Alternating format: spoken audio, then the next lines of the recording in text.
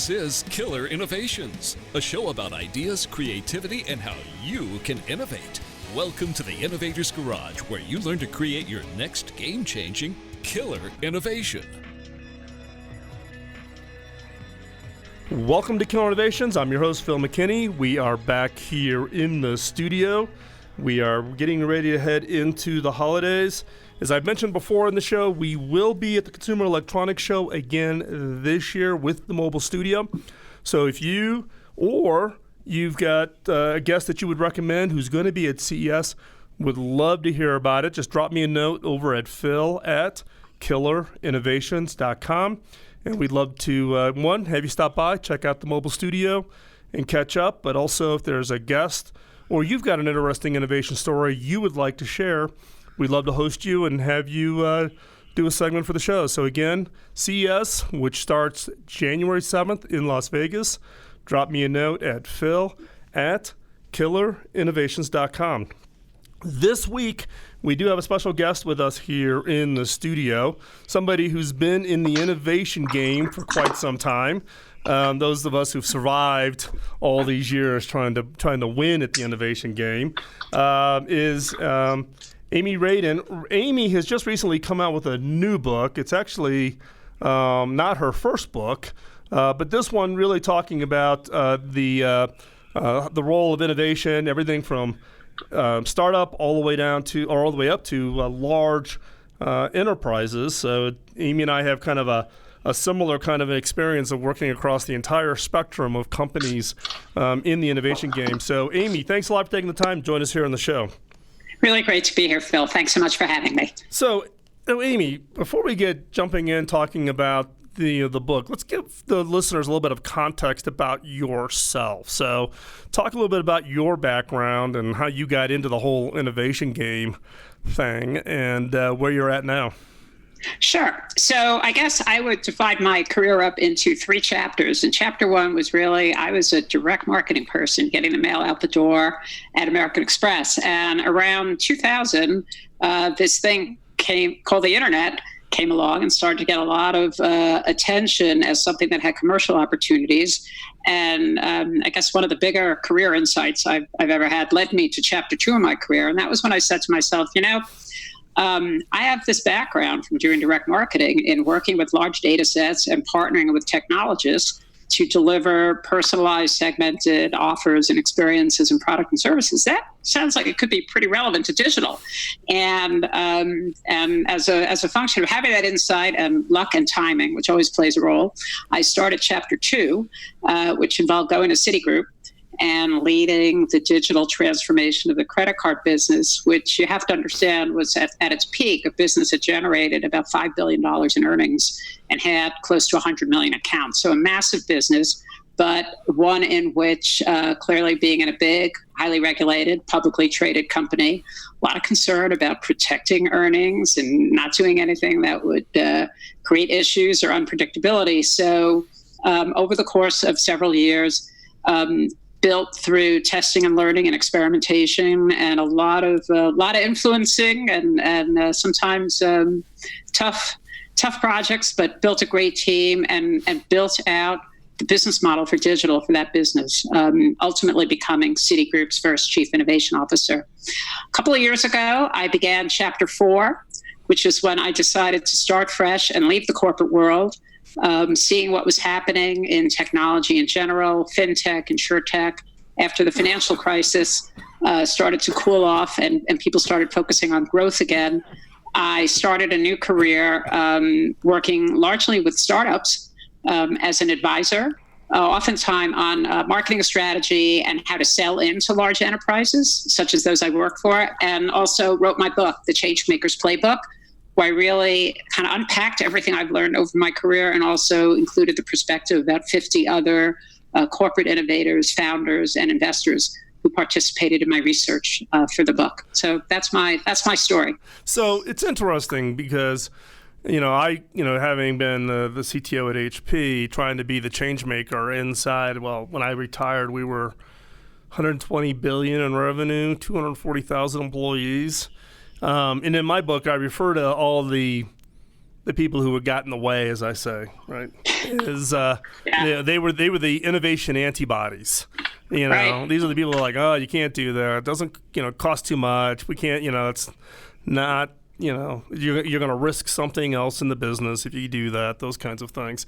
So what was your experience at Citi with regards to how did you get around all the people who probably were throwing those roadblocks or speed bumps through your process? And certainly there are some days where you feel like you're running the gauntlet. Yes. And you want to protect your idea and make sure when it comes out the other end, it's sort of not a shadow of its former self. But I think there's a couple of things at play. First of all, I was a pretty mediocre science student, but I did learn Newton's first law, the law of inertia. And I think that really, we don't like change. And we very much often, as just people, live by that law. And it's, an object will remain in motion and continue on its current path unless it's kind of knocked out of the block by something bigger and tougher. And very often in the business world, that's a crisis. People don't naturally wake up and say, gee, we want to transform or disrupt ourselves. And I think the other issue is these big companies are very much engineered for predictability and continuity. Predictable policies, predictable processes, predictable earnings, predictable everything. And innovation is by definition a discontinuity. So I really came to see, these organizations are full of very talented people committed to doing the right thing. But innovation is just at odds with a lot of how we are as people and how these companies are set up. And so we did a lot of things. I focused first and foremost on just, talent.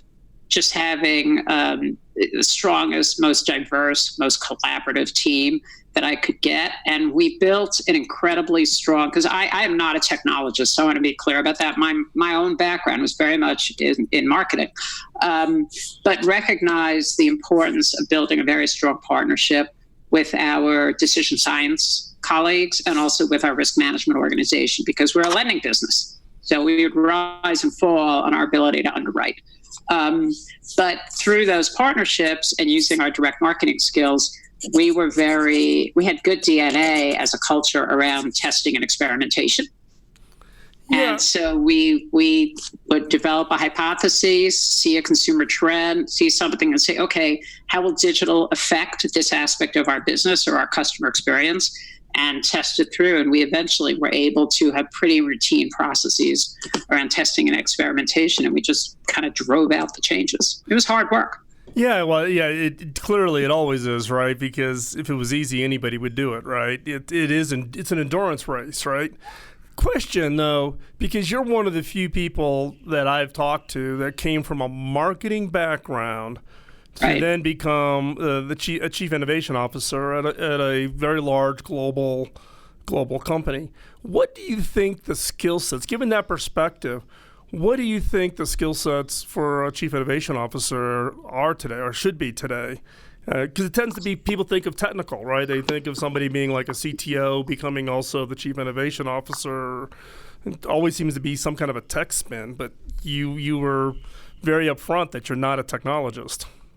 Right. And that's an interesting question. And, I don't want to sound like a consultant, but it depends.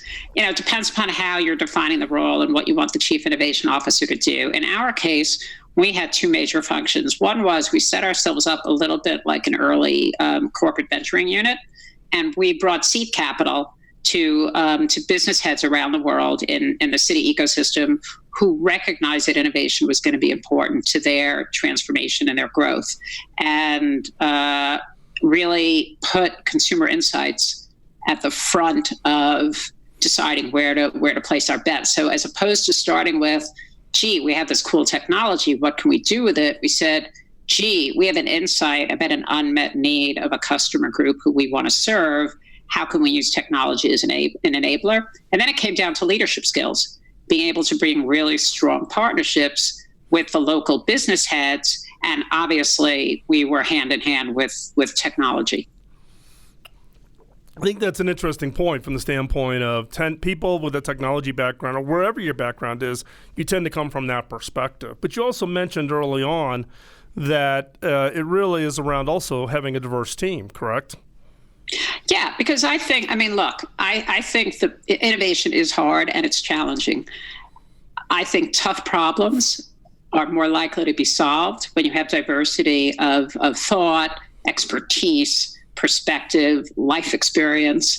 And we really sought to do that. We had a globally diverse team, and we had a team who had come from all functions come together. And, you set up a culture of collaboration where people want to listen to each other and want to exchange ideas. And that was what enabled us to get some breakthroughs. Perfect. We're going to take a quick commercial break. When we come back, we'll continue our conversation with Amy Radin. We'll talk more about her new book, The Changemakers Playbook, when we come back from this quick commercial break. All of the links and everything we talk about in all of our shows are over at the show notes over at killerinnovations.com, so go check that out. And we'll be right back after this break.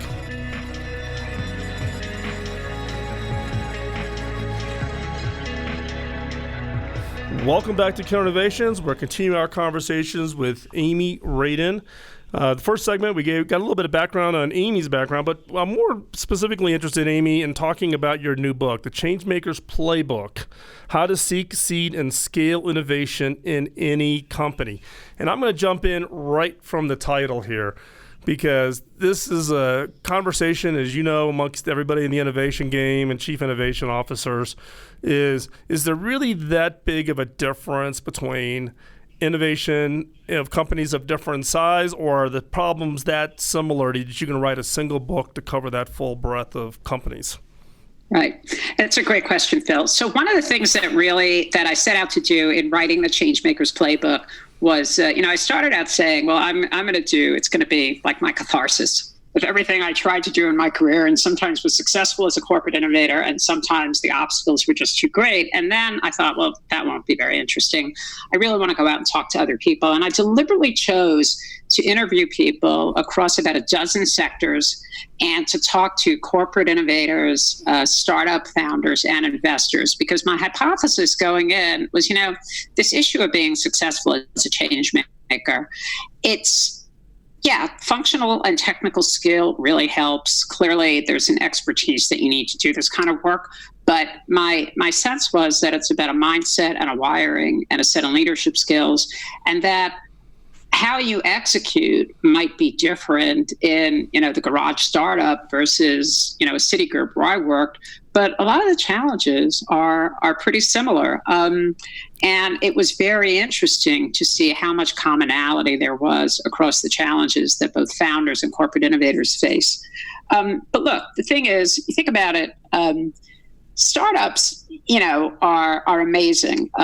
They bring speed, a burning passion, and a real sense of purpose around what they want to accomplish. But they may be furiously and passionately barking up the wrong tree. On the other hand, you have big corporates that have scale, brand, infrastructure, tons of resources, but they, don't suffer from an overabundance of agility. So I think to solve the problems inherent in driving ideas from the back of a napkin into markets, real commercial success, the real magic is when you can bring the two together. And you see real successes when corporations partner with startups, when startups are able to bring not just their code, their software, but also their approach and mindset. When they're able to come together, I think that's when you can really get great breakthroughs to happen, particularly in the corporate world where inertia often dominates. They need a kickstart. Yeah, and it's interesting, like for instance, one of the things we do is we go out and find startup companies who maybe have a product, but they're kind of going down the wrong path. We help steer them, and then we actually introduce them to the big company who doesn't have that agility to make it happen, and we marry the two together in some interesting ways to try to take the mix of both, right? Maybe the idea or the pace and passion from and injecting it inside the large corporate to not to be able to move as fast, et cetera. Do you think one is better than the other? Do you think startups are? Is there a grading scale, I guess, on the ability to innovate that you would apply? I mean, what I think, having been on sort of both sides of the aisle, as you will, if you will, what I've found, particularly as I work with startups, is that they can really, and this is where I personally bring value, having worked in the corporate world, is that if when you get to the point where you have validated your product and you've said, hey, there's a market and this is feasible and I can actually deliver this, when it comes to, scaling, some of the process and approach to organization structure and managing people and just getting things robust enough for sort of industrial strength, to be able to deliver to a large market, not just friends and family. There's a lot to be learned from the corporate world. On the other hand, when I first went into the startup world back in 2014, it was pretty eye-opening to me to see how quickly and with what back-of-the-envelope fashion you can get certain things done and not have to take, the 12 weeks for a market research study, or not have to do the massive statistical analysis that sometimes back of the envelope would be good enough for the problem you're trying to solve. So I personally have learned a lot from startups about how much more quickly you can do things in a good enough fashion. But oftentimes I bring my experience from the corporate world to startups to help them become much more industrial strength so that they can in fact scale. So I want to ask you a question about the title of your book. You specifically titled it The Changemaker's Playbook. What is your definition of a change maker? Yeah, and I went through many titles, so I landed on one. I could give you horror stories about book titles and publishers. Book titles and cover designs as well. Yeah. So the title, it's interesting. To me, first of all, a change maker, it would be very hard to find one human being who embodies all the qualities of the change maker. So in the end, I really think it's about a team, although that super heroic person is probably out there someplace. But to me, the change maker is somebody who has a belief in a market problem that they can solve and they have a real sense of purpose and such great passion about it that they are able and willing to drive that idea to execution through all of the successes and failures, the moments of glory and frustration, to get from a raw idea through prototyping to driving a business model, winning the capital, and scaling. Do you think it's an individual, or do you think it's really a nomenclature around defining a small team that's kind of bringing a mix of those skill sets? Because you said no one person has all of those capabilities. Yeah, I think the change maker, him or herself, is going to have that initial glimmer of a problem that they want to solve for a group of people who are, present in enough numbers to make it feasible, and they will set the vision and have that purpose and passion. But also the leadership to bring together the group of people to start down the path and get it done. Yeah, it's interesting because I think, I did a blog post a number of years ago about what are the right skill sets you need to have on a given team. And what you just described is pretty much exactly, what my experience was of you got to have someone with the glimmer, but in some cases a change maker may not have all of those skill sets, but they know they're self-aware on what they're not good at, and they fill that gap by either getting outside advisors or somebody else who can kind of help coach them through the skill sets or things that they don't have. We're going to take another quick commercial break. When we come back, we're going to pick up our conversation with Amy Radin talking about her book, The Changemaker's Playbook. Don't go anywhere. We'll be right back after this quick commercial break.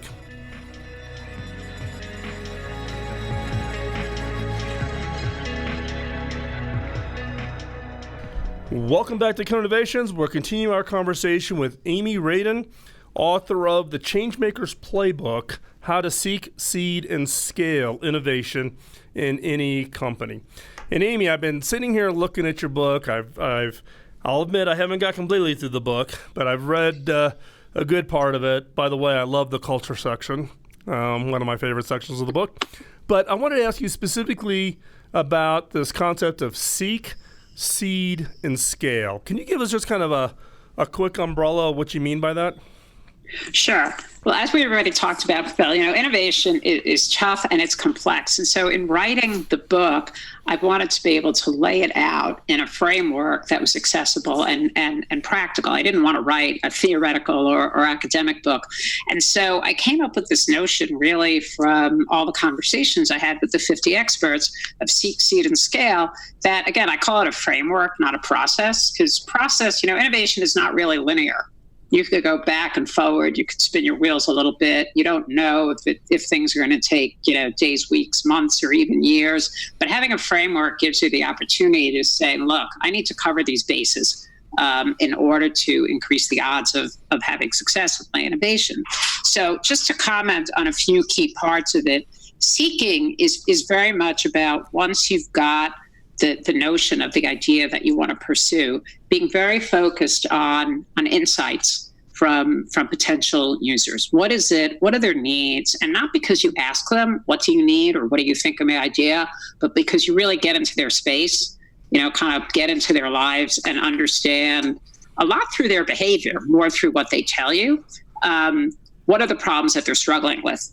And what are the ways in which you can help them? So seeking is very much about getting user insight by going into their environment, kind of using the tools that ethnographers use. But there's a lot you can do on your own.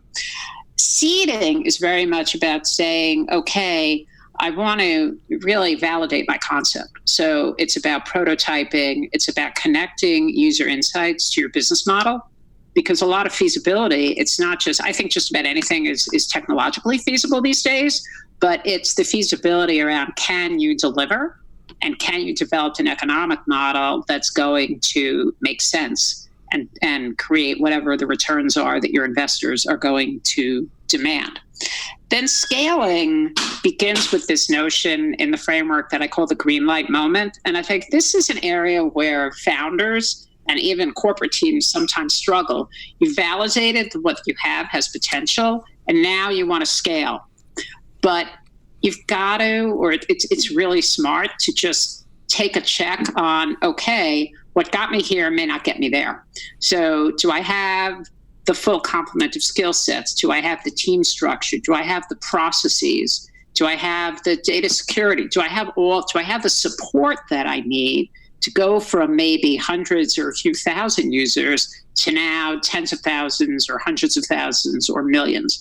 And so stopping at that green light moment before you jump into scale is really critical. You may not be the right leader to take it out. You may be great at the seeking and seeding, but you may not be the scale person. So the green light moment kind of forces you to ask those questions. Well, it's interesting because I've seen it many times over my career that the person, which you would call the seeker, may not have even just the ability to convince people to fund, to go to the seeding part to actually get some of the early pieces of work done. But I find that innovators have a hard time letting go. They kind of get emotionally and personally wrapped up in the idea. Have you seen this? Oh, absolutely. And I think some people, there's lots of examples in history of the leader who steps away and says, is self-aware and accepting of the fact that they may just be the seeker and the seeder, but they're not so interested in running the big machine. And then you do have, I'm actually working with a founder right now who, on the one hand, does not want to run the business. On the other hand, does not want to let go. Yeah. And I think that, ultimately can have consequences for the future of the business, because your heart has to be in whatever it is you're doing today to grow a business. We're in a world where there's so much change, there's so much ambiguity, there's so much unpredictability. No matter what you're doing, you're going to be in a business that's going to have to innovate. And so having the flexibility and the adaptability to know when you need to change your own role is just super important. Yep. And in fact, one of the best examples of somebody that I know personally would be Steve Wozniak. He was there for the early days of Apple, but Steve will be the first one to tell you that, when it crossed over into the Macintosh, that was not, he's pulled the ripcord and said that's not what he wanted to do. And again, it helps with people being self-aware on what they're good at, what they're not good at, but knowing that you need seekers, you need people who can seed, and you need people who can scale, and it may not all be the same person. Quick, it's what you're good at, and also what are you happiest doing. Exactly. And I think acknowledging that, sometimes it's hard to acknowledge if you've been at the top of something. It's sometimes it's very hard to say, hey, you know what, I got here, but I'd rather be someplace else. So real quick, I want to ask you, you've interviewed 50 experts. What is that one or two pieces of advice that you would give our listeners? I mean, you've talked to 50 experts. I'm trying to maybe asking you a really tough question to kind of boil the whole book down into kind of one, two, maybe three things real quick on pieces of advice for the listener based on your discussions with all these people. Yeah. I think, and also from my own experience, because I've been at this game for a long time, I think the importance of really listening is so key. When we have an idea, our impulse is we want to sell it. We want to tell other people about it. We want to convince them that we're right?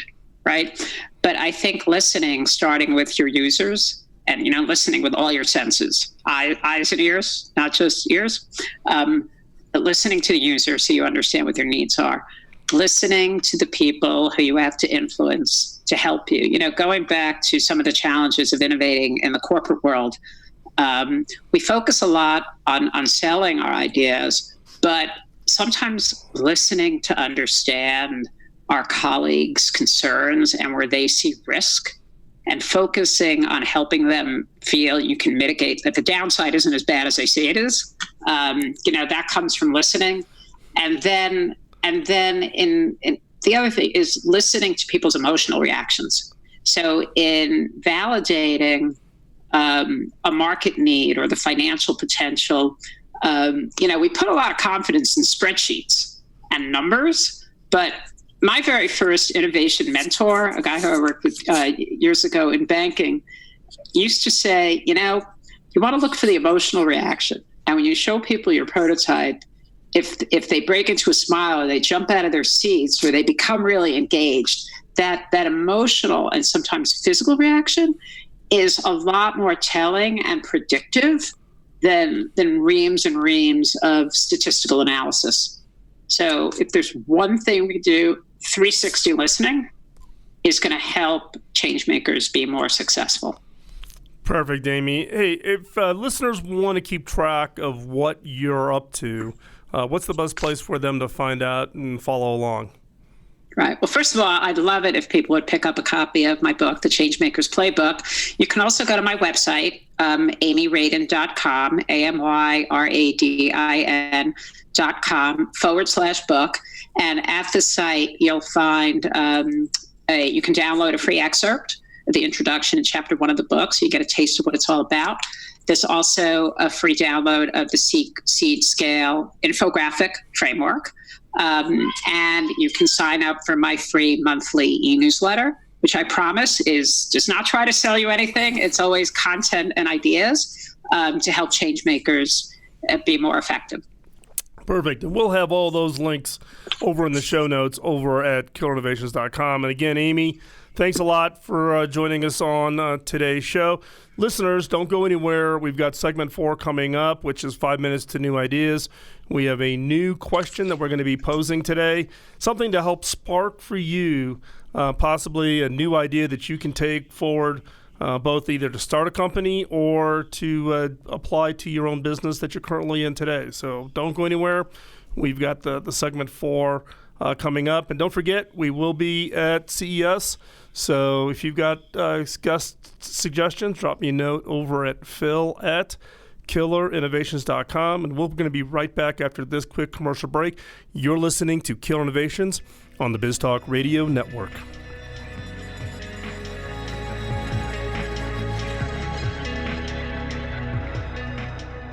Back in the early days of this show, I would share what I called a killer question in each episode. These questions were designed to be used in your personal, team, or organization's innovation efforts. Now, based on feedback from listeners just like you, we've decided to bring it back with some improvements. Each episode of the Killer Innovations has a segment that I'm now calling 5 Minutes to New Ideas. It's designed for the creative mind looking for that next great idea. Each episode will challenge you to think differently about yourself, your business, and your products and services by asking unique, funny, and sometimes crazy questions. These questions are designed to force you to look beyond the obvious and to uncover ideas and opportunities you never before considered. So, get out your notebook and be ready to uncover that game-changing idea. Here is 5 Minutes to New Ideas.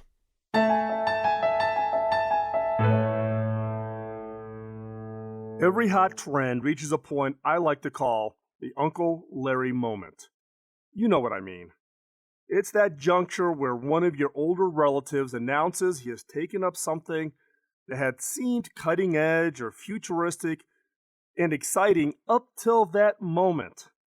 It's that moment when your secret area to hang out has been discovered and now everyone is crowding in. Facebook and Twitter have long passed their Uncle Larry moment. MySpace passed the Uncle Larry moment a long, long time ago. If you've embraced social media, fantastic. If you've been using the same social media approaches to reach your customers for the last few years, then you're falling behind. It's critical to constantly consider and, if necessary, change the way you are communicating with your customers. Do you truly, and I mean do you truly understand how you are finding and communicating with your customers? Or more importantly, do you have a clear understanding on how your customers are finding you? Are you applying an old world mentality to a new world technology? Don't rely on today's version of social media. You need to be constantly asking yourself what form tomorrow's Twitter will take. What will the next generation of Twitter? What will be the next generation of Facebook? What will be the next generation of Instagram? Will you be able to recognize and embrace it in a timely fashion? It's critical to be on board with these social evolutions as they happen and not be the last person to the party. Don't be Uncle Larry. Again, the only way to really gauge which company will be the next hot social platform and which will quickly disappear is to find out what the people around you are actually using. Going back a few years ago, I knew Groupon was going to be a success when I heard my wife, who is not into technology, mention Groupon to 3 different friends within a 24-hour period. She became a vocal fan and recruiter of others to try the service. Now, I'm not a big shopper, and I don't have the interest in doing big comparison shopping for anything other than big ticket purchases. But she does, and Groupon has worked for her. But things do change, and my wife has moved on from Groupon to other similar sites offering deals and discounts. How are you going to communicate with your customers as the nature of the methods you use to interact with them changes? How do you keep track of your customers as they move across social platforms? Years ago, I heard a lot about companies reaching out to their customers through blogs. Now it's apps. Everyone thinks that they have to offer their customer an app for their phone. It will somehow create loyalty, generate business, and basically do the heavy lifting of communicating with their clientele. This is the worst kind of backward thinking. Sure, there are some great apps out there, but who wants 100 different corporate apps on their smartphone? If you're going to use social media to engage with a customer, and by now it really shouldn't be an if, then you have to be early adopter. It's that just not going to happen within your corporate structure, then at least do not be a follower. Or here's a suggestion, hire somebody who is an early adopter and have them help guide you through the maze of what that next new platform is. And if you don't want to hire somebody, just talk to your kids. Don't watch to see what's working for other people and then just try to copy it. Don't be the last corporation to get a Twitter account or ask people to like them on Facebook. You have to take risks and decide what the next thing for you is going to be. And do not be afraid to experiment and possibly fail. You can do zero to low cost experimentation on any social platform out there to see what works for you.